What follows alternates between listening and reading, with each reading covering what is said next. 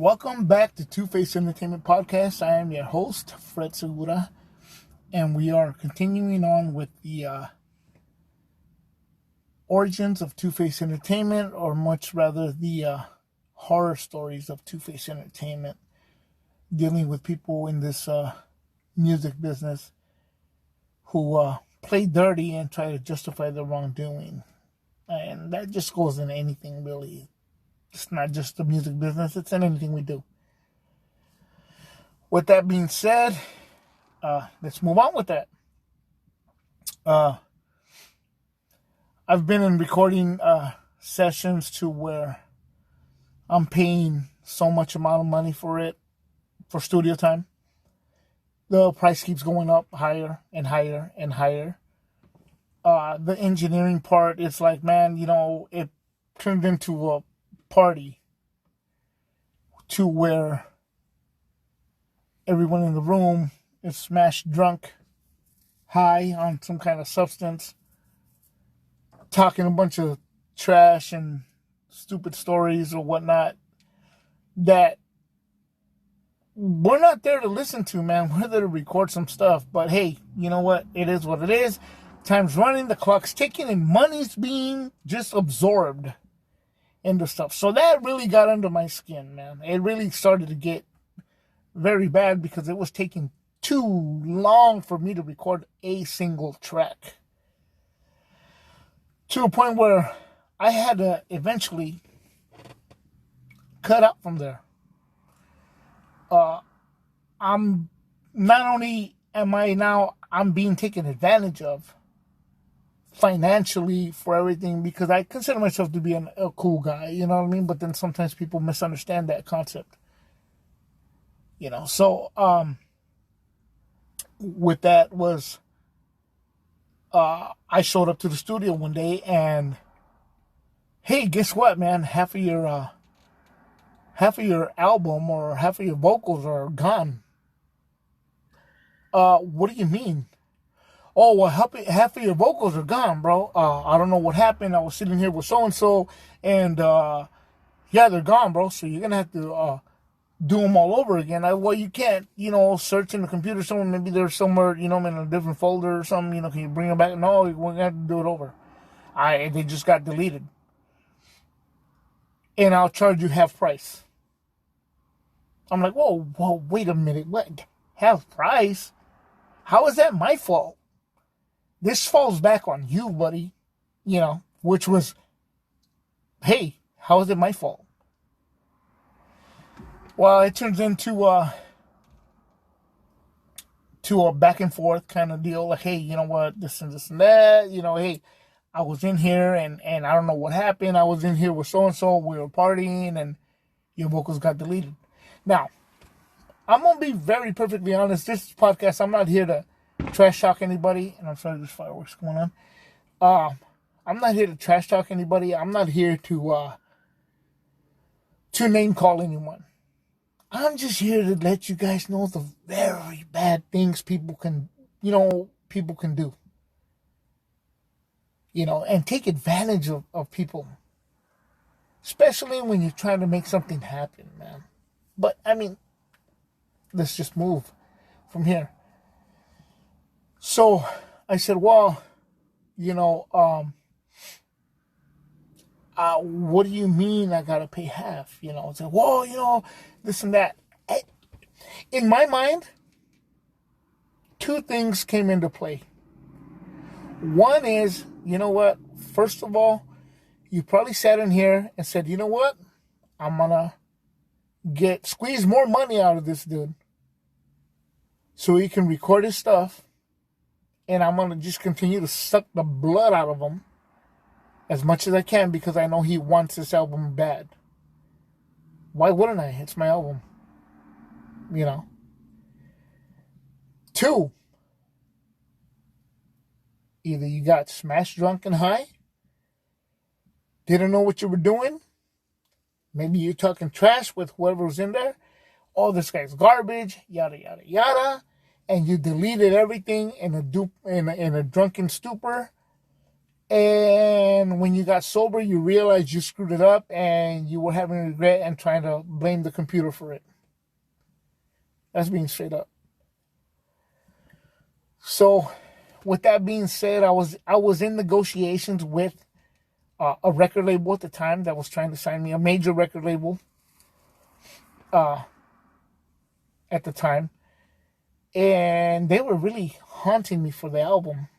So the way I got out of this situation was, I told the guy, look, dude, they're calling for the album, and I really need to get this out by this day, dude, because I need to mail that off to them.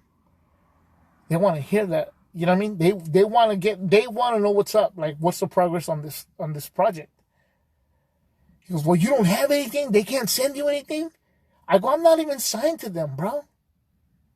But they want to know what's up. I mean, if I sign to them, this is what it's going to be,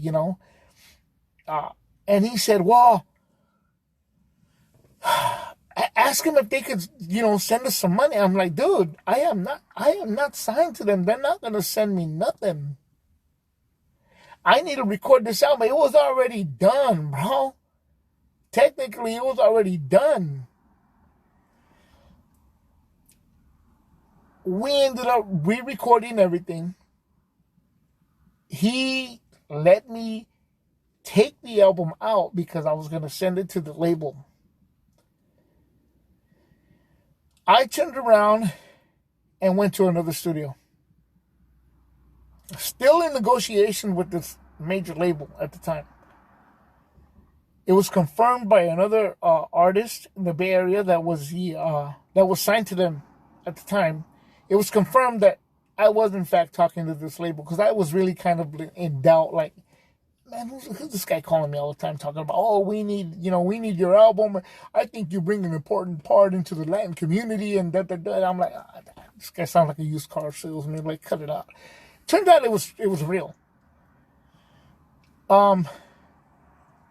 I started finishing the album in another studio.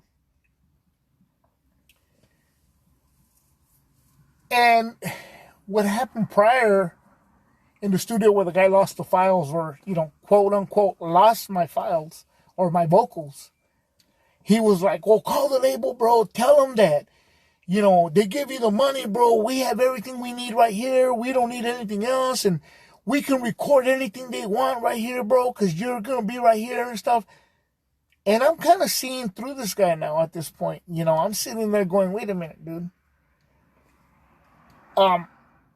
Whatever amount of money they send me, dude, or they advance me, whatever it may be, I'm not just going to hand it over to you and you're going to skyrocket your price to where you're just going to run me dry. I am not giving you, in my mind, that's what was playing in my mind. I'm not going to give you everything, bro. I'm not going to give you one red penny until this stuff is really, we get in here, we start knocking stuff out the way it's supposed to be. We're not sitting around with you getting smashed drunk and high, and it turns into a party in here with other people showing up, and we don't even get to record one song all night. So, needless to say, I left that studio. I went to another studio where it was clean and sober stuff, and I left it out, man. I finished it. I ended up not signing. It was a $40,000 deal. 4 albums or 4 years. At the time, we were on that stupid thing. Like, well, they got to give me at least $1 million. I was like, well, that's what we were at the time. It's different being younger and being, feeling like we're entitled to this kind of money. It's not a reality. Either way, I didn't sign. To this day, a lot of people say, dude, you should have signed the deal. You would have gotten your name out there. You would have did this and that. You know what? Coulda, woulda, shoulda. Hey, you know what? That's past tense, guys. I can't live in regret. I simply put it like this. God had his reasons. Hey, and I'm all for it, bro. It is what it is. Maybe I wasn't meant to have that. Maybe it would have been the death of me, or it would have been just a bad experience overall, whatever the case may be, it just didn't happen. And that's just the way the cookie crumbles. So anyhow, so I ended up recording the album in a different spot, finishing it up, released it myself. It went good. You know, when we're recording still, that's one of the stories in that situation. When we were still recording in other spots, I always tend to notice the producer / engineer in the studio saying, "Hey, you know what, man? They give you the big old speech of my kids got to eat too, bro. You know, so it's gonna cost you this much." And you know what? I am not against paying for studio time. I understand it takes money. I get it. You know, but I had some very bad experiences with that stuff. Because let's put it to you like this. Let me put it to you like this. So say, for example, I'm the engineer. Okay? And then we have, let's just say, rap artist A sitting in the studio. And I'm charging the artist, rapper A, certain amount of time for studio, you know what I mean? A certain amount of money for studio time. So much an hour. And mind you, this is not a knock on people who get their hustle going on let's way. This is a knock on just the bad things that happen. And if you analyze them, you start to see a little bit through them. So, say I'm the producer / engineer, and I'm charging, you know, rapper A or artist A certain amount of money per hour to record in the studio. And I say, well, these are my beats, bro, and this is what the beat's gonna run. And for studio time, it's gonna be yada yada yada, and you know, whatever. Mixing and mastering is gonna be this much, so on and so forth. Okay. It adds up to quite a bit of money at the end of the day. Even though I say, well, I'm going to cut you a deal. All right, cool. And maybe, let's just say that artist A is like totally talented. I mean, let's say the guy can write. He's gifted. He can really make stuff happen. But maybe he doesn't have that amount of money on him all the time. You know, maybe I'm the one taking food off his table. You know, but I'm not seeking that. I'm not seeing that he has talent. I'm seeking, hey, pay me. But I'm pitching to him like, hey, look, dude, we can make it happen. And you know what? Maybe we can make it happen. And all we need is, hey, I need to do my part. He does his part. It goes back to the 80s song by the Pet Shop Boys, Opportunities. You know what I mean? I got the brains, you got the bonds, you know, whatever. Let's make, you know what I mean? Let's make lots of money kind of deal. Because I'm believing in him as much as he's believing in me to make it happen. Even if we're both dead broke, let's not even bring money into the fold. We're going to make it work because we can collaborate. He helps me do what I'm doing. I'm helping him. And together, we're like a machine, man. We're making it happen. We're going to make it happen. But then greed kicks in. Egos kick in. And it all starts to go south. So, example. Here's one thing that happens. I'm sitting in the studio and I'm telling him, hey, look, check it out, bro. Like, we're going to do this and this and that. This is what it's going to cost, you know, yada, yada, yada. Because my kids got to eat too, bro. And he's like, okay, you know, I'm going to try to scrape it up and we'll make it happen and yada, yada, yada. Okay, cool. But in that session, say, for example, he's sitting in the studio, we're trying to make something happen. And say another artist comes in, say artist B comes in. And he's been out there, man. He's been out there connected to the big boys. You know, he's got these connections. He's been on songs. He's just as talented as artist A, only he's had more exposure and he's got a fan base in a sense, right? More than artist A does. That's not taking anything away from artist A. But artist B has been in the limelight a little bit and he's getting recognized, right? So, put yourself in this situation, folks. So let's get some empathy here. You're artist A, and I'm taking whatever I can out of you. Maybe you can't afford it. Or maybe you can't afford it. Whatever the situation is, I'm taking money out of your pocket to make it happen. Okay, cool. Things cost money, yada, yada, yada. I get it. Artist B walks in, and I'm the engineer. I'm the engineer slash, composer, producer, whatever you want to call it. And I start going, hey, man, what's up? Oh, man, it's great to have you here. Hey, man, do you know, you still talk to so-and-so? Like, there's bigger names and stuff in the game, right? And he said, yeah, bro, I talked to him. I mean, everybody's cool. They're just people just like any of us, bro. I mean, we're out there doing our thing, yada, yada, yada, whoop-de-whoop. They'll just say, okay, cool. So now, me as the engineer and producer and composer, whatever, I started getting in groupie mode. And I started pulling up all the beats right away that I'm charging artist A for because, quote unquote, my kids got to eat. And I'm giving all the beats I have, or any beat that artist B likes, I'm putting them in the folder for him to hand him these beats so he can take them and say, look, bro, if you can get, any of these guys to rap over my beats, bro, it's all good, bro. All you got to do is just give me the credit. How do you think that makes artist A feel?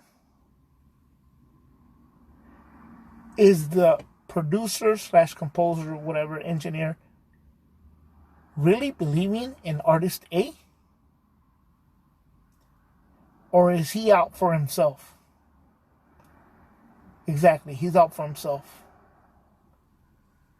So it doesn't matter how much time and talent there is in artist A.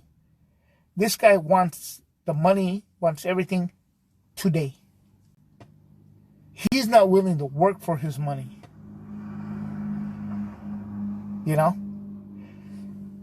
He wants it now. And he's selling himself out to a guy he feels can get him there.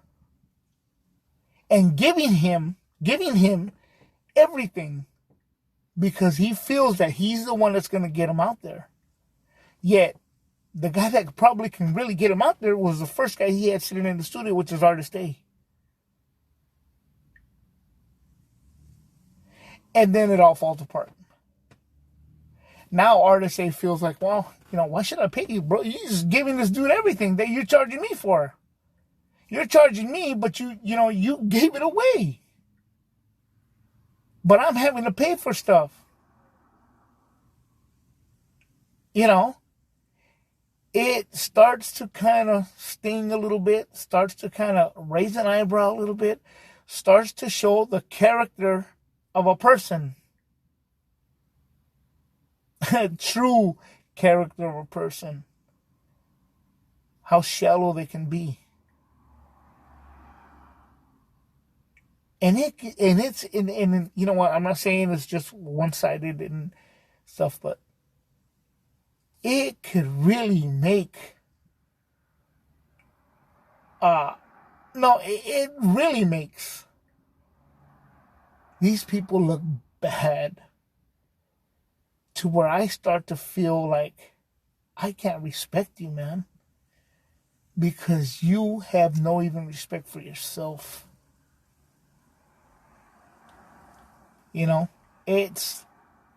It paints a bad picture, and these stories are true of what happened. I just don't want to, bring names out to people. Dealing with people sometimes, you try to help them out. Their mentality is, hey, just because they get a couple of likes on social media, stuff starts to work a little bit, then all of a sudden they want to sue whatever artist from you. And their mentality is, hey, well, you guys need to come to me because I'm offering you more than this guy could offer you. And it becomes a dirty game. Right? Now, let's just keep it. Hence the name Two-Face Entertainment. Hence the name, it's a dirty game. And you got to play dirty. I call BS. That's no different than a bad person in law enforcement hiding behind a badge. That's no disrespect to anybody who's out there in law enforcement doing their job the way they should. There's good and bad in everything, guys. My point being that you're going to do something so bad, but yet hide behind, well, it's a dirty game. No, bro, it's not a dirty game. You are dirty. You are the dirty one. This is the reason people started going independent, because the labels were ripping people off this way. Now, you're doing the same thing, only you're trying to hide behind the middle. It's a dirty business. You got to play dirty. No, bro. No, you are dirty. I had a good friend of mine tell me one time, he says, hey, man, what makes the ghetto, bro? The buildings or the people?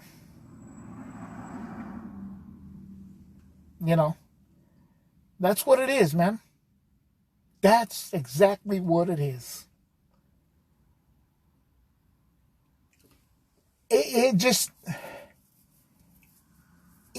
So much stuff could happen.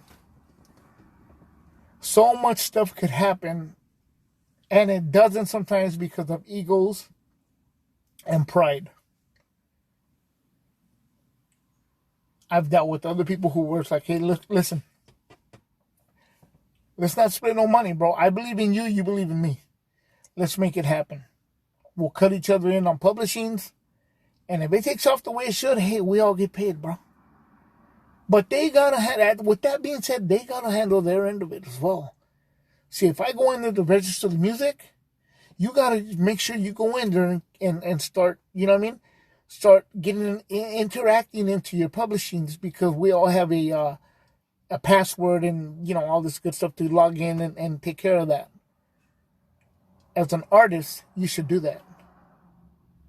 Some artists feel like, oh, I don't got time for that. I got somebody doing that for me. That's just like giving somebody your bank account and letting them handle it.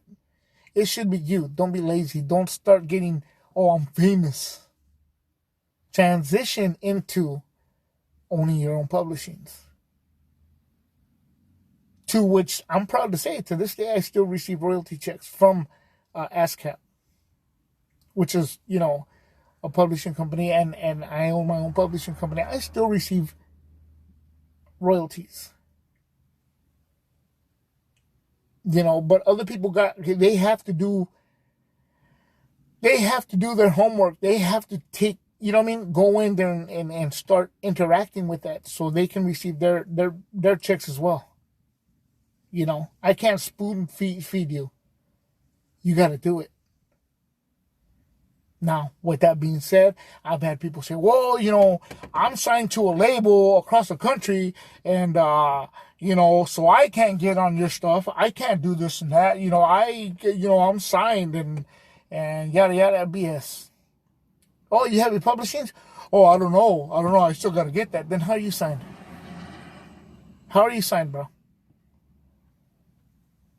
Or, somebody, they get onto a label,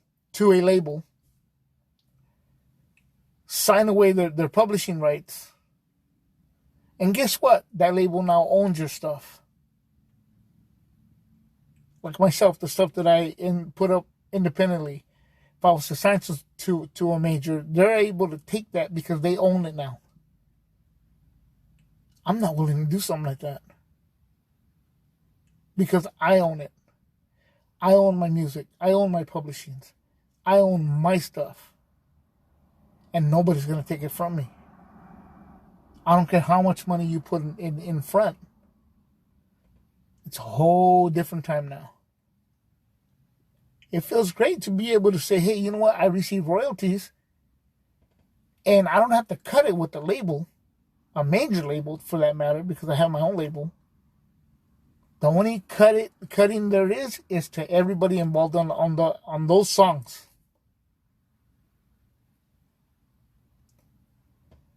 I've had people friend me on social media, then start to sweet talk me into giving them so much amount of money because they're gonna help me blow up. They will swap numbers. They'll call me. It turns out to be like, well, if you give me so much amount of money, I'll do this and this and this and this and this and that. Well, you know what, buddy? That's something I can do myself. Show me something. Or show me somebody that you successfully had hands in on their success. They can never show me this. So I decline. I kindly decline. Without getting into it, I kindly decline. Hang up the phone. I'll log into social media. I'll go to the page. And it says, add as friend. That's pathetic. People want it now. Nobody wants to work for it. Nobody wants to work for it or towards it. And it's one thing to work towards it. But at the end of the day, you have to have the talent, which brings me back to another individual that I work with that started saying, well, you know, I told so-and-so to leave you and come with me and yada, yada, yada. Well, you know what? At the end of the day, artists are groupies. They're going to run to where they feel they could be more successful. And if I, let's say, quote unquote, put you on the back burner, it wasn't a fact that I think less of you as a label. I don't think less of you. I just think that I just know that you're not ready to be released at the time that you want. You're still a work in progress. But you want it now. So you're going to run to somebody else that's going to tell you, hey, you know what, I think you should do your own thing. And I don't know why you're listening to him. He's holding you back. Which is the same stories you've heard with NWA, Ice Cube, and all these other stories. It happens in real life. It happens. Sorry, this car's going by. I'm in my car again. And you got the loud cars with the loud muffler and no speed. But anyhow, it happens in the higher ups, and it happens to the lowest guy in the totem pole. And they tend to say, hey, you know what? Go do your own thing, man. Go do your own thing because he's holding you back. I'm not, as a label, I'm not holding you back. I'm just feeling like, hey, you know what, man? I'm taking you out of your comfort zone to make you really work for it because you have the potential. But then again, that's my fault too for having to sit there and babysit somebody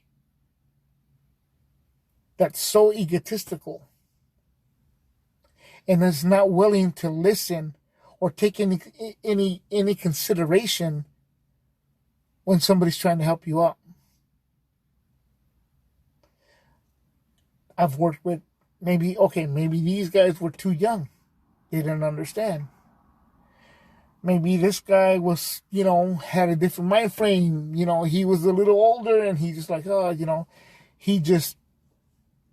he just screwed it up.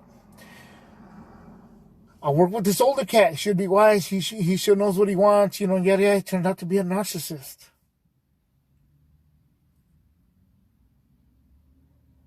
These are horror stories, man, that you deal with somebody who's a narcissist who really believes they're famous without even really being famous. Artists come into the label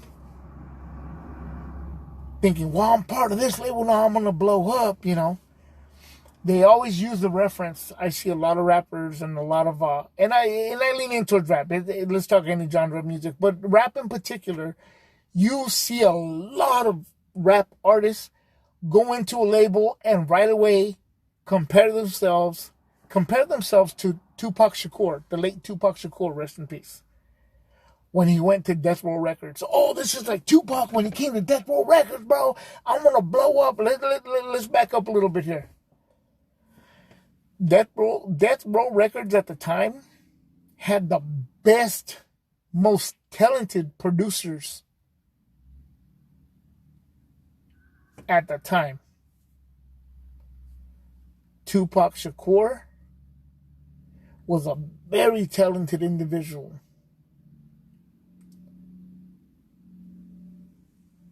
Just because you go to jail and you come out and you go to the label doesn't mean you're successful or you're going to be successful or you're going to be anything like the late Tupac Shakur. Let's get that out of the way. Other than Tupac Shakur, I've seen nobody go to jail, come out, and take off the way he did. He was at the right place at the right time and fell into the whole recording business at the right time.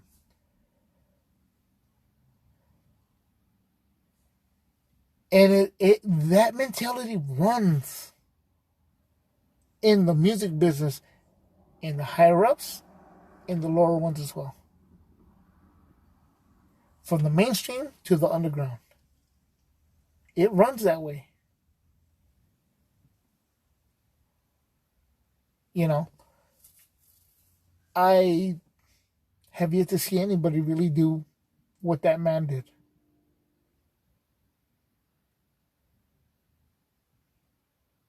It's really, people tend to feel like, you know what? I record a song in 10 minutes, bro. I listen to it. Maybe you should have taken an extra 20 minutes. Because this thing sounds like crap.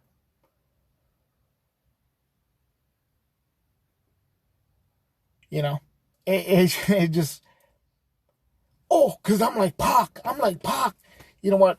You're not like Pac. And you're not Pac. You're not Tupac. You'll never be Tupac, bro. This music business is like anything else, bro. It's like going to school. You have the people who take to those classes like fish to water, man. They absorb the lesson and they just run with it naturally. You have the ones who take a little time to get it. You have ones that take a little longer time to get it. You have some that don't get it. And then you have some that need extra help to get it. That's the same way the music business runs. Because your favorite rapper did a song in 2 minutes doesn't mean because he or she highly inspires you and you think the world of them does not make you gifted like that artist was. Because that artist had it in them to make it happen that way. You, my friend, unfortunately, don't. I'm not saying you can't achieve it. You're just going to have to work a little harder.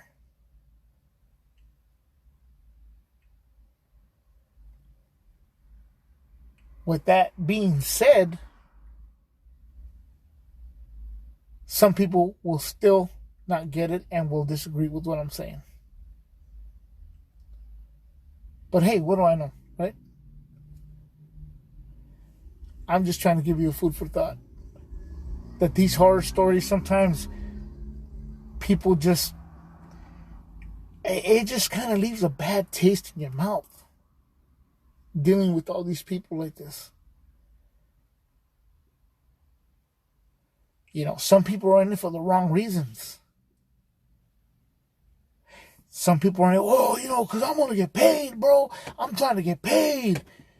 Well, you know what? You got to love what you're doing first. You got to have a passion for it. If your passion is to seek a dollar amount or to seek whatever else other than the passion for what you're doing, it's not going to work. It's just not going to work. Because eventually you will give up on it. I've seen it happen. I've seen them come. I've seen them go. It's just, just the same way as artists who pay to perform. Whoa, I'm paying so much for a 10-minute slot at the show, and there's going to be so much amount of people there, bro, and I'm going to open up for so-and-so. Let me ask you something. Those of you who have gone to concerts, and I'm guilty. I'm not saying I paid for studio time. I mean for opening up shows, which I haven't. I haven't paid to perform, but I have opened up for artists, right? But let me be completely honest with you guys. Those of you who have gone to concerts,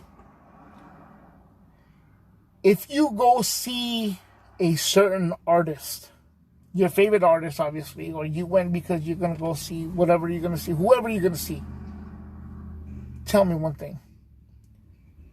Do you remember the name of the opening act? I'll wait. Nobody cares. So when people say, well, you know what, I opened up for this person, I opened up for that person, you know what, bro? Nobody cares. You got to bring it. You're trying to live off of what you've done, but you're not bringing it. You're not trying to evolve as an artist. You're trying to live off of just that alone.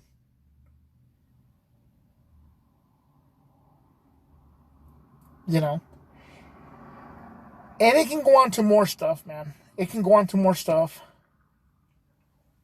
It's just terrible, dude. Like they said in the documentary film that I did, if you're not on stage because you're dope, man, you don't belong on stage. Please just stop. Your music's not that good. If it was, it'd be a different story. Or maybe it is that good. You're just messing with the wrong people. Maybe your producer friend is out for himself rather than really believing in you. Whatever the case may be, we got to look into things and pinpoint how to fix the problems that are holding us back. When it comes to publishing, I'm very strict on making sure everyone gets what they are entitled to get. Some people feel like, oh, well, since it's my album or I'm the one doing it, I should get more. Here we go with the egos again. You know what? It's like when you go to work and you're getting X amount of money per hour. Oh, but I did this and this and that. I should be getting paid more. Well, guess what? You're not. Yeah, you're still doing the work. So guess what, buddy? Just get to it. That's just the bottom line. But yeah, in the music side, when it comes to the publishings, you feel you're entitled to more. Some people do. Well, I should be taking more. I could be this and this and I could take more. Dude, that's not what you're entitled to. You're entitled X amount of percentage on a song compared to, comparing to the work you've done. To whatever amount of work you've done, that's what you're going to get. But again, comes in the egos. And it's sad. Seriously sad. Those are just a vague you know, on the surface things that have happened throughout my journey. I am glad to say that I'm content. And when I step into a room and it deals with this kind of stuff, I know exactly what I want, and I feel that I know exactly what I'm doing. And I'm not easily impressed sometimes, because those easily impressed can lead into a disaster that I really don't want to experience anymore. I'd rather let it pass me by, because it's a headache and a half dealing with people sometimes. Maybe these artists are strung out on some kind of substance, alcohol, whatever the situation is. At the end of the day, they feel entitled to, hey man, I should be getting this, and I'm this and this and that, and I'm whatever, and I do this and this and that. If they start to lose reality that it's a team effort, those people that aren't around no more, that I don't mess with, it's not my loss. There's a reason why. There's a reason why I won't go backwards. There's a reason why I won't extend my hand again. I'll be civil and I'll be cool, like, hey, how you doing? Yada yada yada yada. But as far as working together again, it's never gonna happen. And if they learn that lesson, great. I'm all for it. Hey, that's good, man. That's great. I'm glad he learned it. Took you some time, but I'm glad he learned it. But I'm on a whole other page again. I'm up ahead on other stuff now. I'm moving forward with stuff. Because you left doesn't mean I stopped. I kept moving. And I'm doing different things. Getting my hand into different things. Dealing with bigger artists. So on and so forth. I'm all right. I'm going to be fine. And you're okay. You're going to be fine. I'm glad you learned. Never, ever, ever underestimate anybody or make less of somebody, because that person you make less of can probably be the key to your success. You just let it walk away. Imagine, I don't know how many of you are Star Wars fans, but just bear with me with this. Imagine you meet a guy who's wearing shades and has a beard and curly hair, and he signs you up for a movie, deals with spaceships and robots and half robot villains and half robot, half human villains, and a princess and all this other stuff, and a grizzly like human guy sitting next to you in the spaceship. And he's telling you, hey, look, man, I want you to act out the part of this and that, like you're flying to this planet, and you're laughing it off like, this is a joke, dude, get out of my face. Imagine if the actors in Star Wars would have told the guy that and be like, this is a bunch of crap, dude, this is all BS. Star Wars would not be what it is. Whether you like it or not, give credit where credit is due. You never know who you're talking to.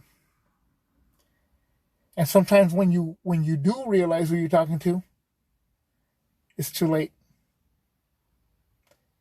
With that, folks, I want to say peace and taco grease. Thank you for listening to this podcast at Two Face Entertainment Podcast. I am your host, Fred Segura.